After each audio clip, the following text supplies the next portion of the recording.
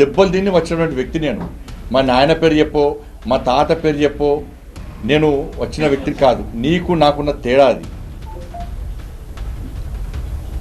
నేను ఒకటే సఫల్ చేస్తున్నా.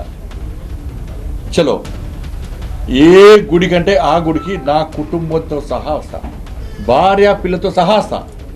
నువ్వు మీ అయ్యా, మీ అమ్మ, మీ భార్య, మీ పిల్లలందరూ కూడా ఏ గుడికి వస్తారో రండి. మేము ఫోన్ ట్యాపింగ్ చేయించలేదు. ఫోన్ ట్యాపింగ్ నాకు నీకు సంబంధం లేదు. ఫోన్ ట్యాపింగ్ చేసిన విషయం నాకు తెలియదు అని నువ్వు ప్రమాణం చేస్తామా? నువ్వు దాస్తికును. నువ్వు మీ కుటుంబ సభ్యులందరూ వచ్చి ప్రమాణం చేయండి. నేను మా కుటుంబ సభ్యులందరూ వచ్చి ప్రమాణం చేస్తాం. నువ్వు ఫోన్ ట్యాపింగ్ చేయించినావు, నీకు సంబంధం ఉంది, ఫోన్ ట్యాపింగ్ చేసేది నీకు తెలుసు, నీ భాగస్వామ్యం నేను ప్రమాణం చేస్తా. సిద్ధమా చెప్పు. డే టు టైం తప్పించుకుంటే నేను సమాధానం ఇచ్చిపెట్టా. రాసిపెట్టుకో. నేను నిరంతరం ప్రశ్నిస్తూనే ఉంటా ఈ విషయంలో. ఏ టెంపుల్కి వస్తావు? నీకు మా టెంపుల్ మీద నమ్మకం లేకుంటే మసీద్ అంటావా, చర్చ్ అంటావా, నీ ఇష్టం.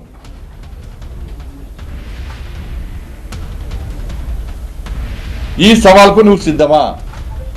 నేను రెడీ. మా భార్య పిల్లతో సహా కుటుంబ సభ అందరం వస్తాం. మేము ప్రమాణం చేస్తాం.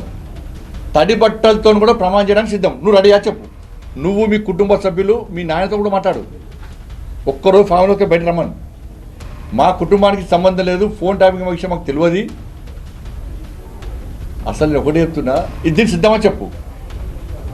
బీఆర్ఎస్ పార్టీల మాజీ ఎమ్మెల్యేలు కానీ మాజీ మంత్రులు కానీ ఎవరికైనా కానీ కొంచెమన్నా మీకు రోషం ఉంటే అసలు ఆ పార్టీ ఇచ్చిపెట్టి బయట రావడం. మీరు మీ అందరి ఫోన్ ట్యాప్ చేసాడు.